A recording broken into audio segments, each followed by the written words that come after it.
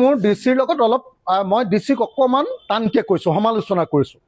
মোৰ খং উঠিছে ডিচিৰ ওপৰত, শিৱসাগৰ ডিচিৰ ওপৰত।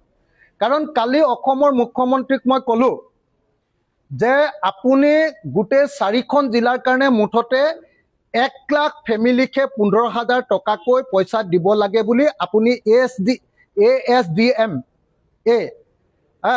আমাৰ এছডেমা বুলি যিটো কয়, আমাৰ এছডেমাৰ ৱেবছাইটটোত অকল 1 লাখটা পৰিয়ালেহে 15,000 পাব লাগে বুলি 4খন জিলাত তেওঁ পাৰ্মিশ্যন দি থৈছে। মই ক'লোঁ যে মোৰ জিলাতেই প্ৰায় 37,000 মানুহ ক্ষতিগ্ৰস্ত হৈছে, 37,000টা পৰিয়াল। গতিকে গোটেই 4খন জিলাৰ কাৰণে আপুনি 1 লাখ দিলে কি হ'ব? সেইকাৰণে কাইলৈ মোৰ জিলাখনৰ কাৰণে মানে আমাৰ সমষ্টিকে ধৰি গোটেইবিলাকৰ কাৰণে হেৰিটো খুলি দিব লাগে, কি কয় আপোনাৰ এছডেমাৰ ৱেবছাইটটো খুলি দিব লাগে, যাতে আমাৰ প্ৰত্যেকটো পৰিয়ালে 15,000 টকাকৈ প্ৰথমতে, তাৰপাছত 10,000 টকা শিৱসাগৰ জিলাৰ মানুহখিনিয়ে পায়, 25,000 টকা যাতে পায়। তো সেইটো হৈ গ'ল। মই ৰাতি ডিচিকো জনাই দিলোঁ যে CM কাইলৈ খুলি দিব, আপুনি যিমান আমাৰ এপ্লিকেশ্যন আছে আপুনি যিখিনি ডুপ্লিকেচি আছে সেইখিনি আঁতৰাই যিখিনি জেনুইন এপ্লিকেশ্যন চবকে কাইলৈৰ কাৰণে আপুনি ৰেডি কৰক। তেওঁতো উল্টা পুল্টা কথা কয়।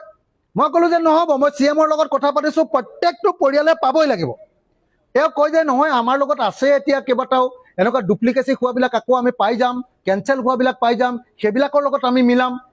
মোৰতো খং উঠি গ'ল যে আপুনি গোটেই 4খন জিলাৰ কাৰণে 1 লাখ দিছে আৰু শিৱসাগৰ জিলাতে 1 লাখতকৈ বেছি মানুহ ক্ষতিগ্ৰস্ত হৈছে, বাকী 3খন জিলাৰ মানুহ ক'ত সোমাব?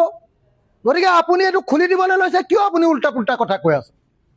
তো তেতিয়া যেতিয়া এইটো হ'ল, তাৰপিছত আজি অসমৰ মুখ্যমন্ত্ৰীয়ে, মই আজি ৰাতিপুৱা 10টা বজাত মুখ্যমন্ত্ৰীলৈ হোৱাটছআপত জনালোঁ যে আপুনি আমাৰ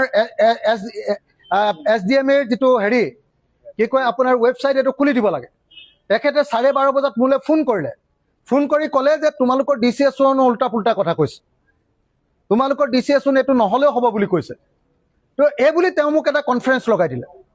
তেতিয়া মই নিজে দেখিলোঁ যে ডিচিয়ে একদম উল্টা পুল্টা কথা কৈছে।